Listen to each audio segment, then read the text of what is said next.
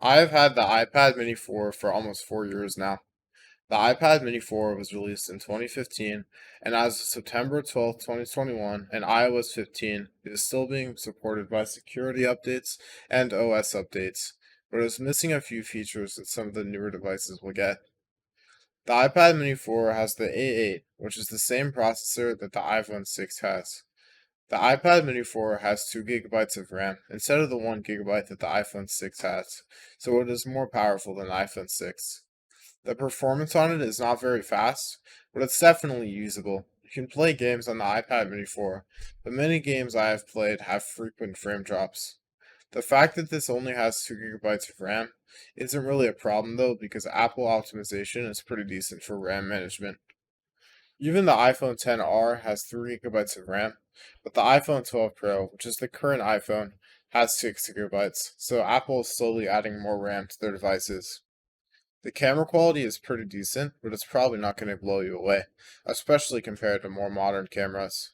But that's honestly fine because this is a tablet after all. The outer camera is 8 megapixels and the inner camera is 1.2 megapixels like I said, both are decent. This is a photo I took a few years ago of the view out the window from my hotel room. The clarity is pretty good, and the colors aren't super vibrant, but this photo is pretty decent for a tablet, in my personal opinion. And this was taken on the 8 megapixel outer camera. Here is a photo I took using the 1.2 megapixel inner camera. And honestly, I haven't used the inner camera in a while, and I was pleasantly surprised with how good the quality in both of these pictures was. These were taken in lower light, and honestly, the quality is good enough for the occasional selfie or video call, in my opinion. But I wouldn't expect to win any awards using this camera.